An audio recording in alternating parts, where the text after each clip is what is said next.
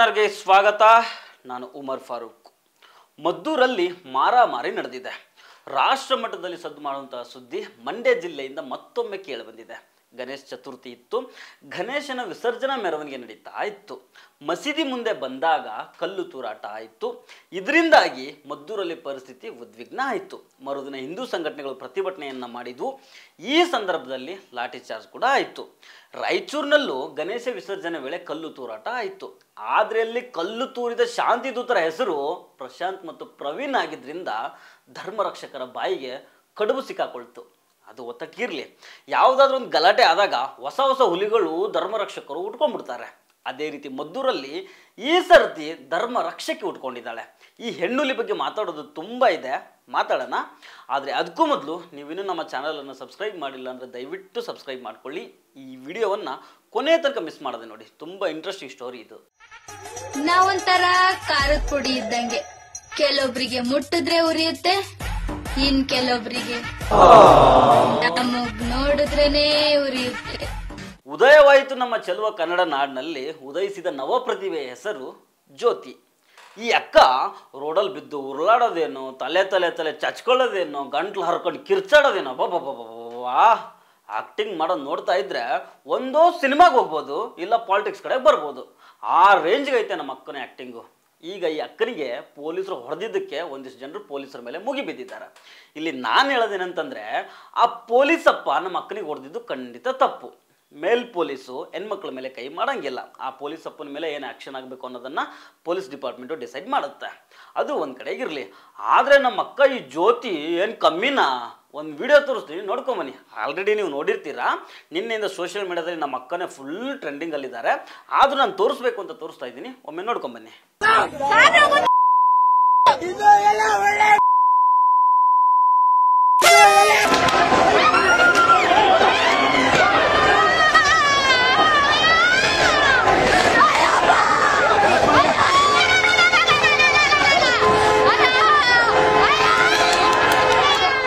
ಯಪ್ಪೋ, ಈ ಅಕ್ಕಂದು ಬಾಯು ಬಚ್ಚಲು ಅಥವಾ ಕೆಂಗೇರಿ ಮೋರಿನು ಅನ್ನೋದನ್ನು ಆ ಅಕ್ಕನೇ ಹೇಳಬೇಕು. ಏನು ಗಲೀಜು, ಕೆಟ್ಟ ಕೊಳುಕು, ವ್ಯಾಕ್ ಅಂದರೆ ವ್ಯಾಕ್. ಅಕ್ಕ ಈ ರೇಂಜ್ಗೆ ಅಸಭ್ಯವಾಗಿ ಅವಚ್ಯವಾಗಿ ಮಾತಾಡಿದಾಳಲ್ಲ, ಅದನ್ನು ಯಾರೂ ಮಾತಾಡೋದಿಲ್ಲ. ಪೊಲೀಸರು ಹೊಡೆದ್ರು ಅಂತ ಅರ್ಚಾಡೋರು ಇದನ್ನು ಸ್ವಲ್ಪ ನೋಡಲಿ. ಇದೇ ಮಾತುಗಳನ್ನು ನಿಮಗಾಡಿದ್ದಿದ್ರೆ ನೀವೇನು ಮಾಡ್ತಾಯಿದ್ರಿ ಅದನ್ನು ಹೇಳಿ. ಅಲ್ಲ, ನನಗೆ ಆಶ್ಚರ್ಯ ಅನಿಸಿದ್ದು ಏನಂತಂದರೆ, ಈಗ ನಮ್ಮ ಸಮಾಜದಲ್ಲಿ ಚಾಲ್ತಿಯಲ್ಲಿರೋ ಎಲ್ಲ ಅವಾಚ್ಯ ಬೈಗುಳುಗಳು ಕೂಡ ಸ್ತ್ರೀ ವಿರೋಧಿ ಬೈಗುಳುಗಳೇ. ಯಾರೊಬ್ಬರು ಗಂಡಸಿಗೆ ಬೈಯೋ ಪದಗಳನ್ನು ಕಂಡುಹಿಡ್ದಿಲ್ಲ. ಅದೇ ಹೆಂಗಸರಿಗೆ ಬೈಯೋ ಪದಗಳದ್ದು ಒಂದು ಡಿಕ್ಷನರಿನೇ ಮಾಡಿಬಿಡ್ಬೋದು. ಹಿಂದಿನ ಕಾಲದಲ್ಲಿ ಗಂಡ ಆಳ್ವಿಕೆ ಇತ್ತು. ಹೆಣ್ಮಕ್ಳ ಮೇಲೆ ದಬ್ಬಾಳಿಕೆ ಮಾಡೋದಕ್ಕೆ ಅಂತ ಕೆಟ್ಟ ಕೊಳಕ ಪದಗಳನ್ನು ಬಳಸ್ತಾ ಇದ್ರು. ಇವನ್ನೆಲ್ಲ ನಾವೀಗ ಅರ್ಥ ಮಾಡ್ಕೊಂಡಿದ್ದೀವಿ. ಆದರೆ ಈ ಅಕ್ಕ ಒಂದು ಹೆಣ್ಣಾಗಿ ಇನ್ನೊಂದು ಹೆಣ್ಣು ಮಕ್ಕಳಿಗೆ ಇಷ್ಟು ಗಲೀಜಾಗಿ ಹರ್ಚಾಡ್ಕೊಂಡು ಮಾತಾಡಿದಾಳಲ್ಲ, ಇವಳಿಗೆ ಆ ಸೆನ್ಸೇ ಇರಲಿಲ್ವೇನೋ.